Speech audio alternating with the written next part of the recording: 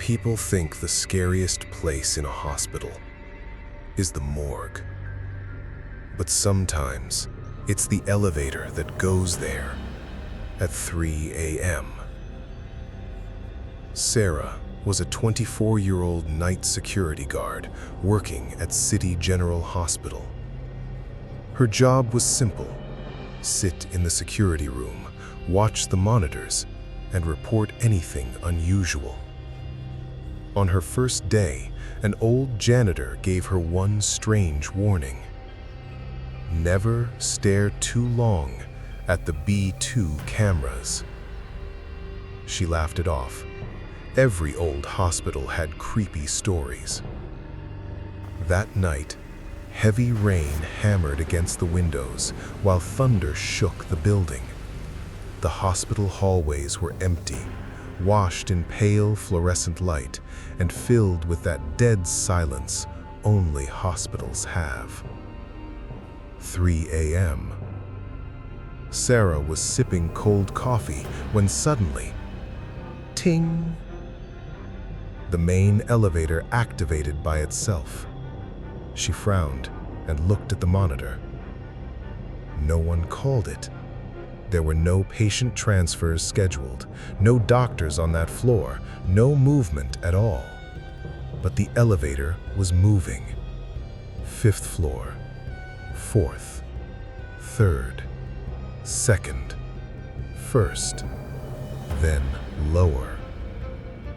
B1. Sarah sat up straight, and then B2. Her stomach dropped. Basement 2. The abandoned morgue. A place shut down 8 years ago after a fire destroyed records and several bodies were never identified. The elevator doors slowly slid open. Beyond them was complete darkness. Not normal darkness. A thick, unnatural blackness that seemed to swallow even the camera's night vision. Sarah leaned closer to the screen. The elevator was empty. Then, suddenly, 2 beep sound come. Warning, weight limit exceeded. Sarah froze. The elevator was completely empty, but the overload alarm screamed louder and louder.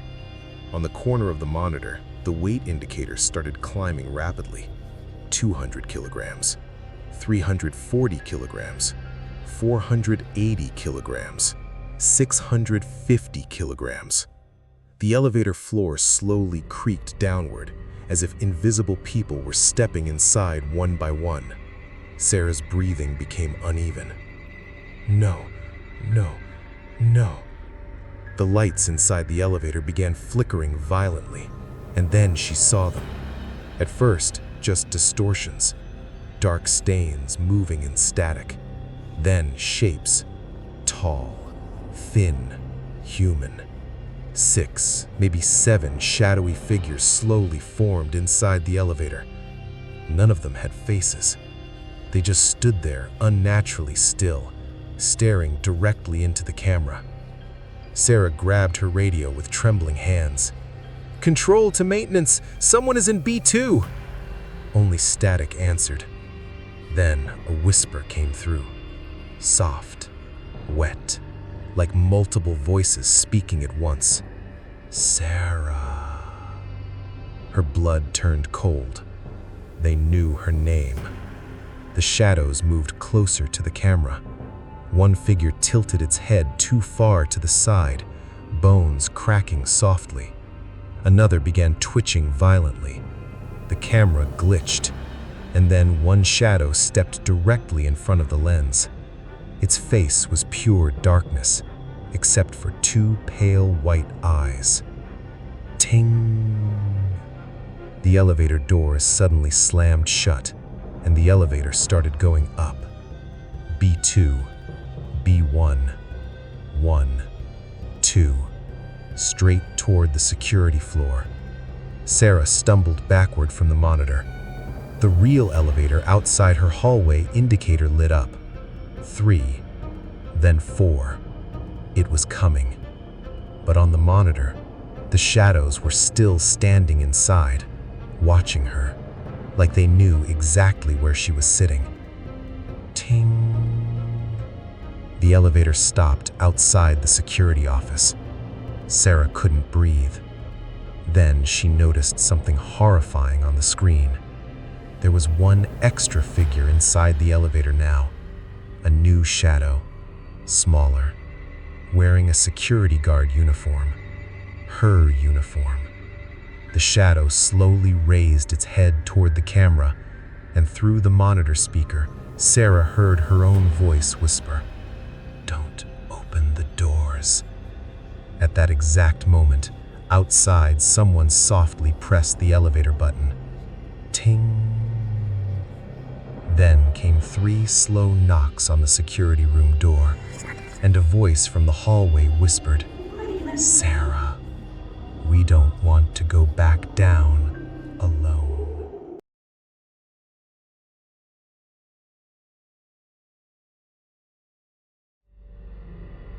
They say the human mind notices danger before the eyes do. That's why sometimes a person can look completely normal and still feel deeply wrong. Mark woke up to the sound of soft footsteps. At first, he thought he was dreaming. The hospital room was dark except for the faint blue glow of the heart monitor beside his bed. Rain tapped gently against the window while distant thunder rolled across the city. He blinked slowly. 3:15 a.m. His head still hurt from the minor car accident earlier that evening. The doctors had said he only needed overnight observation before discharge in the morning. Then he noticed something standing beside his bed.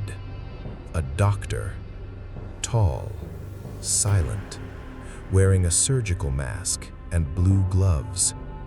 Mark hadn't even heard the door open. The doctor held a clipboard and calmly checked the heart monitor, writing something down without saying a word. Something immediately felt wrong. Not visibly wrong, just wrong. The kind of feeling that makes your stomach tighten before your brain understands why. "Doctor?" Mark whispered weakly.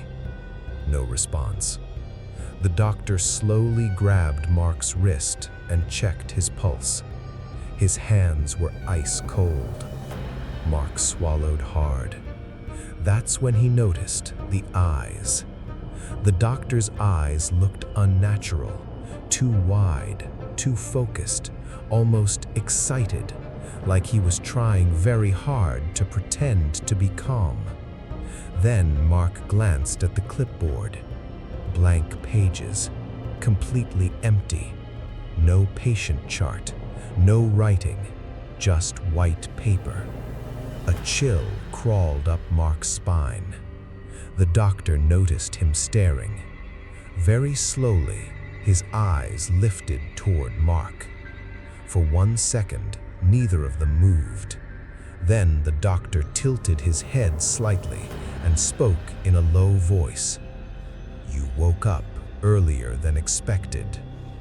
Mark's mouth went dry. Every instinct screamed at him not to react. The doctor calmly reached into his coat and removed a syringe. The liquid inside looked dark in the dim light. Mark's heart monitor immediately began speeding up. "Relax," the doctor whispered. "This will only hurt for a moment." Mark tried to sit up, but pain shot through his ribs. The doctor stepped closer, too close. Mark could smell something metallic beneath the antiseptic scent, like old blood. Then he noticed something else. The man's ID badge was upside down, and the photo wasn't even the same person. The doctor suddenly smiled beneath the mask. Not a normal smile. The fabric itself stretched slightly, as if the grin underneath was impossibly wide. Mark's breathing became shallow. His mind kept trying to rationalize everything. Maybe he was hallucinating from medication. Maybe exhaustion was making him paranoid. But deep down, he knew. This man wasn't a doctor. The syringe needle rose toward his arm. And then, crackle. The room intercom suddenly came to life. A nurse's terrified voice burst through the speaker. "Mark, listen carefully. Lock your room door immediately." The fake doctor froze. The nurse continued, panic shaking in her voice. "A psychiatric patient escaped from the upper ward 10 minutes ago. He stole a doctor's coat and forged access to patient rooms. Security is searching the building right now." Mark's blood turned to ice. Slowly, the man beside the bed turned his head toward the intercom. The room became completely silent. Then the nurse said the words that shattered Mark completely. "He's believed to be armed." The fake doctor slowly looked back at Mark. For several horrifying seconds, neither of them moved. Then, very gently, the man reached up and removed his surgical mask. Mark nearly screamed. The smile underneath was enormous, too wide, like his face had been stretched around it. His eyes looked wild, trembling with excitement, and there were dried bite marks around his mouth. The man whispered softly, "You shouldn't have answered that call." Then the lights went out. The last thing Mark heard in the darkness was the slow squeak of rubber gloves tightening around the syringe.